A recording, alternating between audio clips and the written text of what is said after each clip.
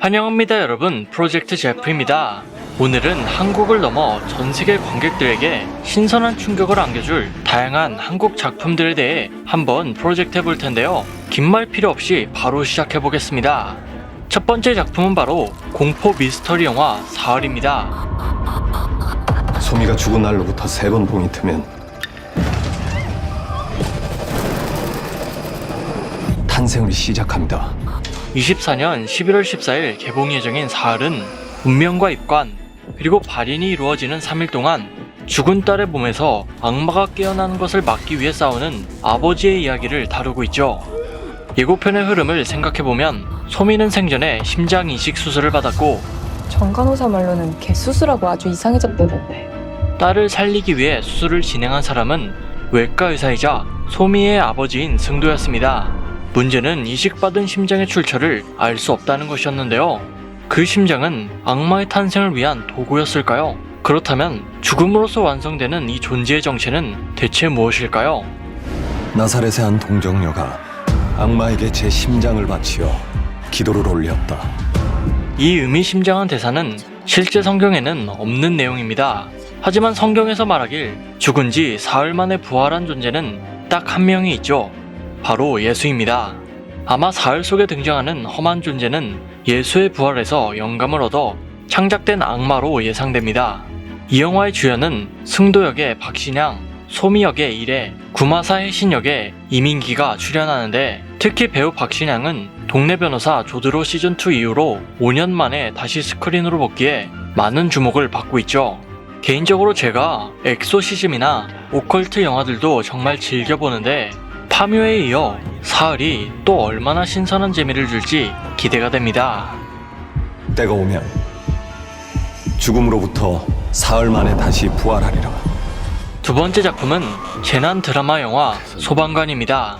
24년 11월 4일 개봉 예정인 소방관은 실화를 바탕으로 제작된 영화로 2001년도에 있었던 홍제동 방화 사건을 담았습니다.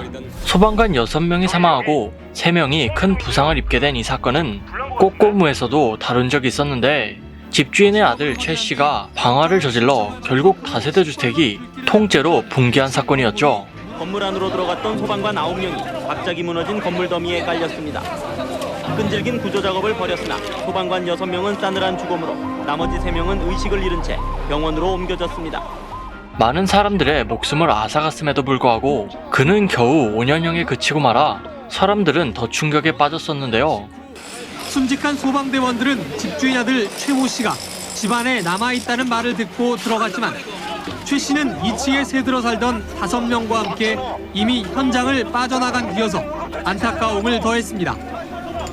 경찰은 최 씨가 어머니와 싸우다 홧김에 불을 냈다는 진술을 함에 따라 사실 여부를 확인한 뒤 영장을 신청할 방침입니다.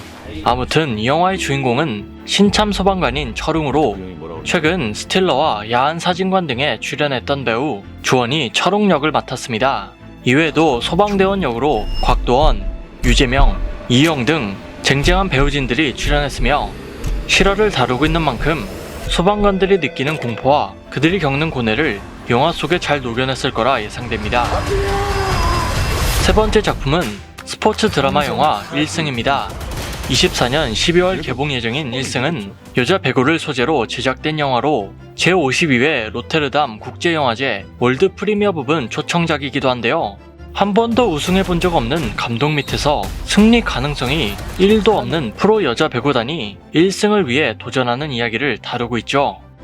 배우 송강호는 인생과 커리어가 모두 박살난 배구 선수 출신 감독 김우진 역을 맡았고 배우 박정민은 김우진이 이끄는 여자 배구단 핑크스톰을 살리기 위해 나타난 재벌이세 강정원 역을 맡았죠. 배우 송강호와 박정민 조합은 이번이 처음인 것 같은데 영화 속에서는 과연 어떤 케미를 보여줄지 기대가 됩니다. 네 번째 작품은 첩보 액션 영화 하얼빈입니다. 24년 12월 개봉 예정인 하얼빈은 안중근 의사의 하얼빈 의거를 다룬 영화로 1909년 조국과 떨어진 하얼빈에서 일본에게 빼앗긴 대한민국을 되찾기 위해 목숨 걸고 싸웠던 독립투사들의 처절한 이야기를 그리고 있죠. 참고로 영화 하얼빈은 남산의 부장들과 서울의 봄 등 최근 한국 근현대사를 영화로 다시 쓰고 있는 제작사 하이브 미디어코프의 작품으로 이 영화의 감독은 내부자들과 남산의 부장들을 연출했던 우민호 감독이 메가폰을 잡았죠. 안중근 의사 역을 맡은 배우는 현빈으로 예고편을 보면 그가 꽁꽁 얼어붙은 두만강을 힘겹게 건너는 장면과 연해주에서 자신의 왼손 약지를 잘라 태극기 앞면에 대한독립 혈서를 쓰는 장면, 그리고 고사가 진행되었던 하얼빈 기차역의 모습도 볼 수 있었는데요. 우리가 이미 다 알고 있는 이야기지만 서울의 봄이 그랬듯 실제 사건의 치밀한 과정을 보면서 우리의 암울했던 역사를 상기하고 더 나아가 후대 사람들까지 진실을 보고 배울 수 있는 좋은 교본이 되길 바라봅니다. 여담으로 안중근 의사를 다룬 최근 영화 중에는 영웅이 있었지만 영웅은 뮤지컬 영화에 더 가까웠고 하얼빈은 그와 반대로 느와르풍의 시대극을 보여주고 있기에 같은 주제이지만 아예 다른 느낌의 작품이 될 것 같습니다. 대한제국을 유린하는 일본 늑대 우두머리, 늙은 늑대를 반드시 죽여 없애자고. 다섯 번째 작품은 한국을 넘어 전 세계 흥행 열풍을 일으킬 오징어 게임 시즌2입니다. 24년 12월 26일 넷플릭스를 통해 전 세계 공개 예정인 오징어 게임 시즌2는 6부작 데스게임 드라마로 시즌1에서는 목숨을 담보로 죽음의 서바이벌 게임에 참여한 사람들이 456억 원의 상금을 타기 위한 고군분투가 담겨 있었는데요. 이번 시즌2에서는 시즌1의 엔딩에서 복수를 예고했던 성기훈이 다시 오징어 게임에 참가하면서부터 벌어지는 이야기를 담고 있으며 역대 한국 드라마 최대 제작비인 1,000억 원이 투자된 만큼 더 다양한 게임과 더 거대한 규모의 사건이 우리를 맞이하고 있을 것이라고 황동혁 감독이 밝혔죠. 이번 작품에서는 전편의 주요 인물이었던 성기훈, 프론트맨, 양봉남, 황준호가 다시 등장하며 새로 캐스팅된 배우는 드라마 미생에서 서로 호흡을 맞췄던 임시완과 강하늘, 더 글로리에서 전재준 역을 맡았던 박성훈과 드라마 무빙에서 북한군 장교를 연기했던 양동근, 그리고 그 이외에도 11명의 배우가 새롭게 활약할 예정입니다. 참고로 오징어 게임은 시즌2 제작과 동시에 시즌3 촬영이 진행되어 총 13부작으로 제작된다고 하는데요. 스위트홈처럼 오직 시즌3를 위해 시즌2가 통째로 희생되는 전개만은 제발 아니었으면 좋겠습니다. 여섯 번째 작품은 봉준호 감독의 신작 SF 영화 미키 17입니다. 2025년 1월 28일에 개봉 예정인 미키 17은 목재인간을 소재로 한 에드워드 에스천의 SF 소설 미키 7을 원작으로 제작되었으며 미키 7이란 제목은 죽은 전임자의 기억과 함께 복제된 7번째 미키라는 뜻인데요. 영화에서는 원작보다 미키를 10번 더 죽였다고 봉준호 감독은 밝혔죠. 이 작품의 세계관은 얼음행성 니프레임을 개척하려는 대규모 프로젝트에서부터 시작합니다. 이곳은 방사능과 유해물질이 가득했던 행성이기에 인간 대신 복제인간을 개척 작업에 투입시켰고 소모 인력이자 복제인간인 미키는 위험한 임무에 계속 투입되면서 벌써 18번째 삶을 맞이했죠.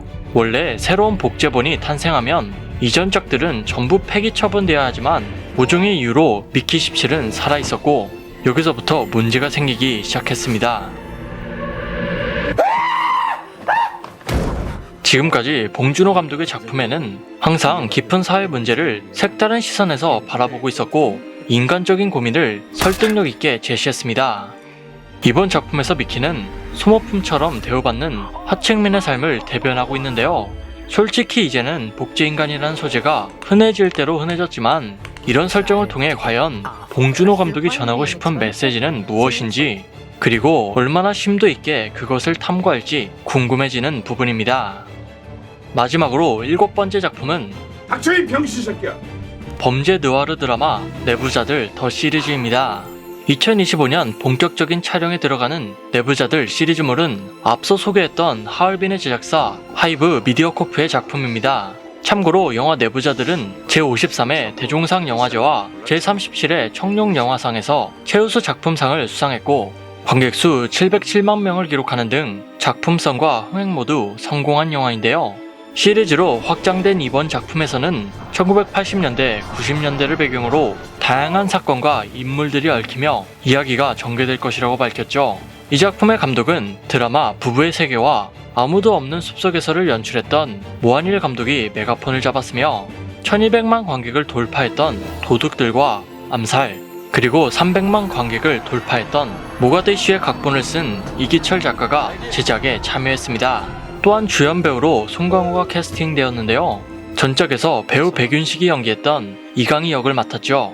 이강희는 조국일보 논설 주간으로 대한민국이라는 거대한 판에서 장기말을 조종해 언론을 조작하는 인물이었습니다.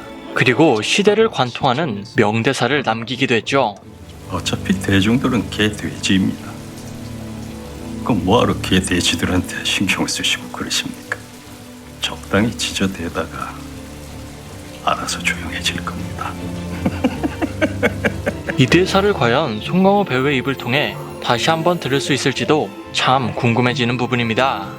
자, 이렇게 오늘은 관객들에게 신선한 충격을 안겨줄 다양한 장르의 한국 개봉작들에 대해 프로젝트해보았는데요. 여러분이 가장 기대하시는 작품은 어떤 것들이 있나요? 여러분의 의견을 댓글로 알려주세요. 그리고 이번 영상도 아주 재미지게 보셨다면 구독과 따봉, 종소리까지 한 번씩만 부탁드리겠습니다. 그럼 저는 다음에 더 좋은 영상으로 다시 컴백하겠습니다.